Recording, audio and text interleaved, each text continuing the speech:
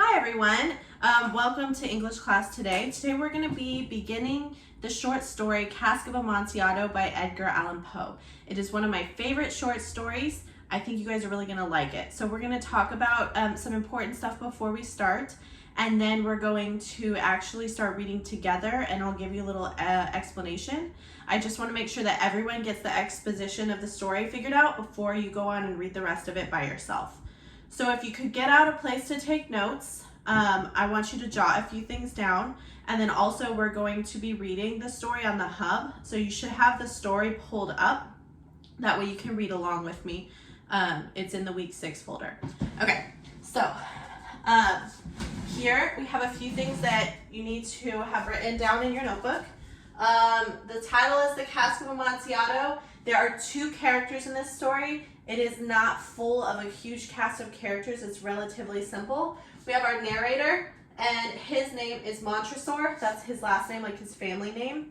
And he was once great and rich, but there are lots of allusions to the fact that his family has had some kind of downfall. And then there's Fortunato, and Fortunato is the other character. He is Montresor's friend.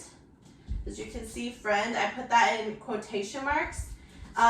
So the fact that I put in quotation marks, you're going to see that he calls him his friend, but he's saying the term friend ironically. So we're going to get more into that as we read, but I want you to know that they're kind of frenemies. Like, they're acquaintances, maybe they were friends, but something has happened, and Montresor does not see Fortunato in a good light anymore. So it's the 2 quote-unquote friends or frenemies that are going together in this story. We have Montresor, who's our narrator, and Fortunato, who's the other character that the narrator is taking along. The setting of this story is in Italy, and we know that because some of the terminology, like palazzo and other terms that we could notice some Italian from.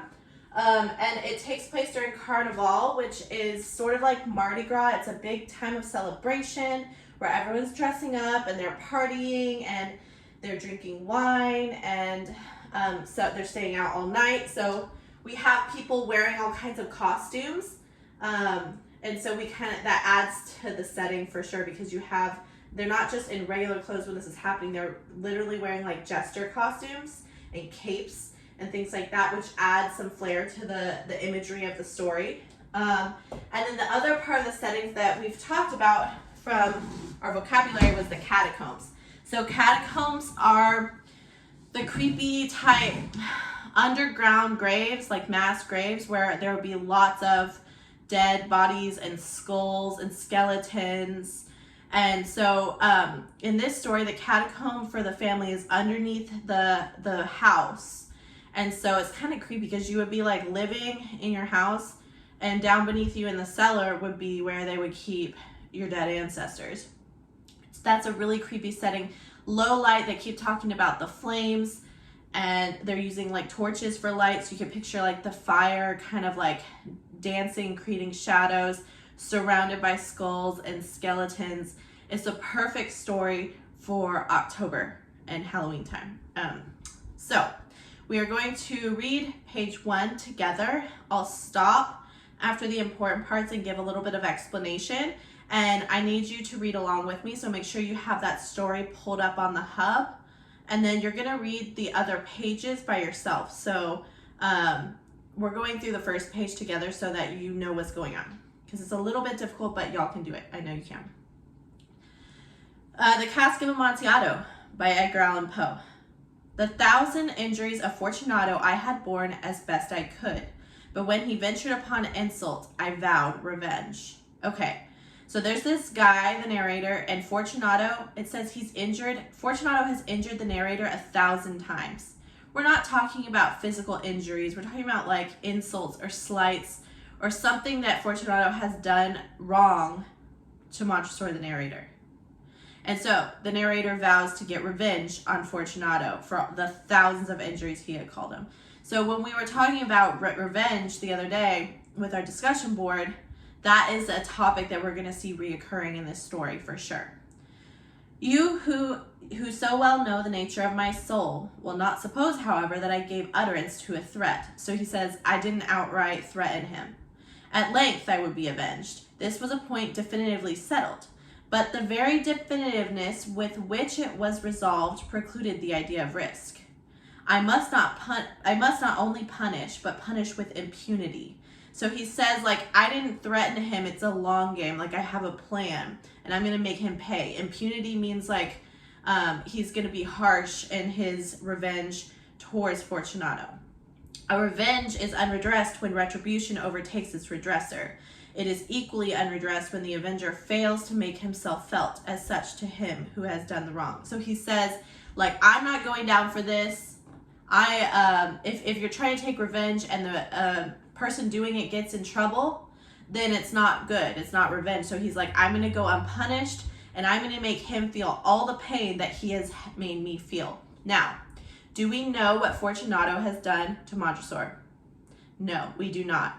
But we can, our imagination starts going through things like, did he lie? Did he cheat? Like, what happened? So that kind of sets up some suspense, because we're like, what did Fortunato do that has made Montresor so vengeful towards him? And then also we see Montresor, if we're looking at characterization, we see him as like an angry, possibly violent character, because the language that he's using is really harsh. Like, he says he's going to punish him with impunity. So that is kind of like a red flag. Like, Montresor is maybe a little bit on the dangerous side. Okay, paragraph 2.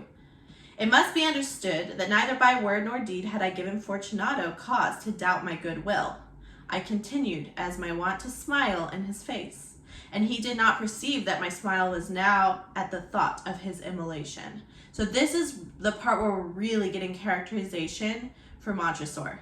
He's being nice to Fortunato. He's smiling at him. He's being his friend. He's like not letting him know that he's angry. This is very creepy to me, because he's planning his immolation, which means death by fire. Like, he's planning to kill and destroy Fortunato, but keeping up this farce or this act of being his friend throughout this plan.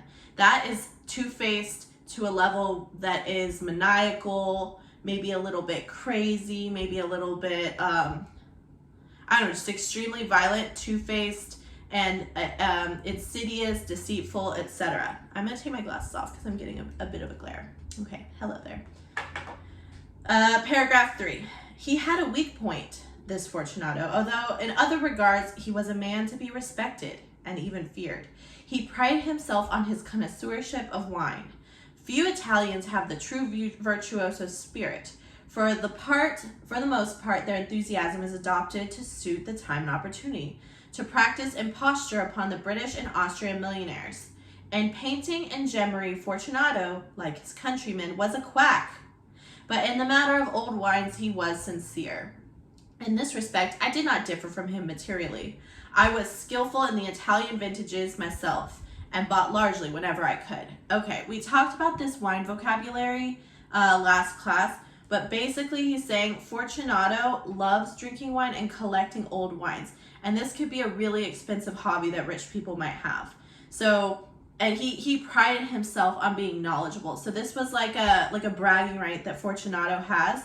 Montresor says he also is a connoisseur of wine. So these two rich guys, both, it's kind of like a contest to see who can collect the most expensive, luxurious wines, and then they would keep them in the cellar and store them and maybe bring them out on a special occasion. But people spend, even like today still, people spend thousands of dollars on fancy bottles of wine. And it says that he, in painting and gemmery, Fortunato was a quack, which means like he didn't know what he was talking about paintings or about jewels. But when it came to fancy wines, Fortunato knew what he was talking about, just like Montresor. They're both experts. Okay, next paragraph. It was about dusk one evening during the supreme madness of the carnival season that I encountered my friend. Now, when we hear him use the word friend, it's like I put in quotation marks. He's using the word friend ironically because he actually hates his guts. You don't hate your friends, right? You don't try and plan a whole elaborate plot to get revenge on your friends. So we see the author's use of irony here to make the character seem more duplicitous, to make the narrator seem more two-faced in the way that he is coming up to Fortunato. And we have that setting, like the sun is setting, it's getting dark, everyone's drinking, they're partying, they're all dressed up in their costumes, they're out in the streets, and Montresor, the narrator, goes up to Fortunato. He accosted me with excessive warmth, for he had been drinking much. The man wore motley. He had on a tight-fitting party stripe dress, and his head was surmounted by the conical cap and bells. I was so pleased to see him that I thought I should never have done wringing his hand. So, again, is he actually pleased to see him, like, because he likes him? We see some irony there, because they're shaking hands, friendly. Fortunato's a little drunk. He's wearing a jester costume, so this whole thing looks even more ridiculous. And they're like, hey man, hey, what's going on? And they're like shaking hands for forever and like maybe hugging a little bit. But Fortunato sees Montresor, the narrator, as his friend, and they have a warm greeting. I said to him, my dear Fortunato, irony. You are luckily met, more irony. How remarkably well you are looking today, but I have received a pipe for what passes for Amontillado, and I have my doubts. So he says, Fortunato, I've got this really fancy wine Amontillado, and I'm not sure if it's legit. It might be fake wine. Like, it might be labeled Amontillado, but actually be something else. And Fortunato says, how? He said, Amontillado, a pipe? Impossible. In the middle of Carnival? I have my doubts, I replied, and I was silly enough to pay the full Amontillado price without consulting you in the matter. You were not to be found, and I was fearful of losing a bargain. Amontillado? I have my doubts. Okay, so here we see they're going back and forth, and Montresor is playing on Fortunato's pride and saying, like, you weren't around to consult. I know I should have asked you because you know the most about wine. He's, like, building up his ego and kind of manipulating him, and, like, talking about how great of a wine connoisseur or expert he is. And we know that he actually doesn't think this about Fortunato in a genuine way. He's manipulating Fortunato to try and do something. We will find out when we read pages 2, 3, 4, 5, and 6. So yeah, I want you guys today to read pages 2 and 3. We read page 1 together. You're going to finish reading pages 2 and 3 today, and then the next class will read 4, 5, and 6. And there's a tiny bit on 7. And if you have any questions about the reading, feel free to consult with me, but I think that we have a good foundation for the beginning. The two of them have met up. Montresor, the narrator, has this plan for revenge. Fortunato is totally clueless, and they're gonna go check out the Cask of Amontillado, the wine that Montresor apparently has purchased. I hope you guys have a wonderful day, and thank you for listening to my lesson. And I hope y'all are well. Bye-bye.